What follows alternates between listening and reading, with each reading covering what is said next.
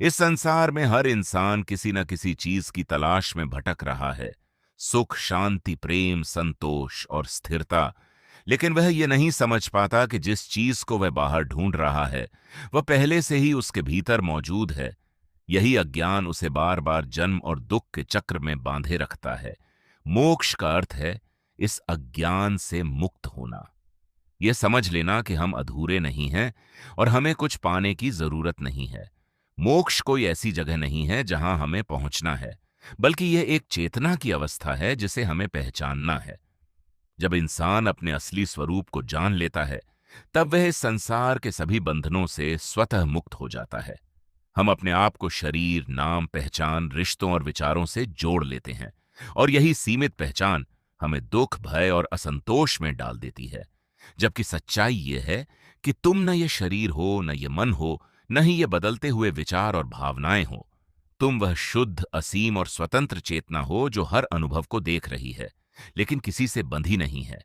जीवन में जो कुछ भी घट रहा है, सुख या दुख, लाभ या हानि, मिलना या बिछड़ना, यह सब एक नाटक की तरह है जिसमें हम एक पात्र की भूमिका निभा रहे हैं। लेकिन मोक्ष तब मिलता है जब हम ये समझ जाते हैं कि हम केवल पात्र नहीं हैं, बल्कि उस पूरे नाटक के साक्षी हैं।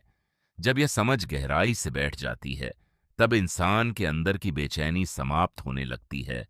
इच्छाएं धीरे धीरे शांत होने लगती हैं, क्योंकि उसे यह एहसास हो जाता है कि बाहरी चीजों से मिलने वाला सुख अस्थाई है।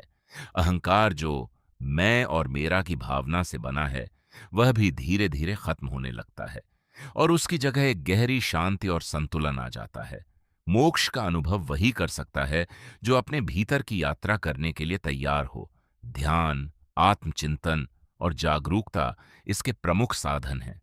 जब इंसान अपने विचारों को बिना जज किए देखना सीख जाता है, जब वह अपने मन की हर गतिविधि का साक्षी बन जाता है, तब धीरे धीरे मन शांत होने लगता है और उसके पीछे छिपी हुई चेतना प्रकट होने लगती है।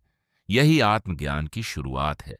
और जैसे जैसे यह ज्ञान गहराता है, वैसे वैसे जीवन के बंधन अपने आप टूटने लगते हैं। डर समाप्त हो जाता है, क्योंकि अब खोने के लिए कुछ नहीं बचता। लालच खत्म हो जाता है, क्योंकि पाने के लिए कुछ नहीं बचता। अपेक्षाएं खत्म हो जाती हैं, क्योंकि सब कुछ पहले से पूर्ण लगता है। और इसी अवस्था में इंसान सच्चे आनंद का अनुभव करता है, जो किसी भी बाहरी परिस्थिति पर निर्भर नहीं होता। यह आनंद स्थिर होता है, गहरा होता है और कभी खत्म नहीं होता। यही मोक्ष है, यही सच्ची स्वतंत्रता है। और अंत में इंसान को यह गहरी अनुभूति होती है कि वह कभी बंधा हुआ था ही नहीं, वह हमेशा से मुक्त था। बस वह अपने ही भ्रम में खोया हुआ था। और जब यह भ्रम टूट जाता है, तब केवल एक ही सत्य बचता है। मोक्ष कहीं बाहर नहीं है, यह तुम्हारे अपने ही अस्तित्व की पहचान है।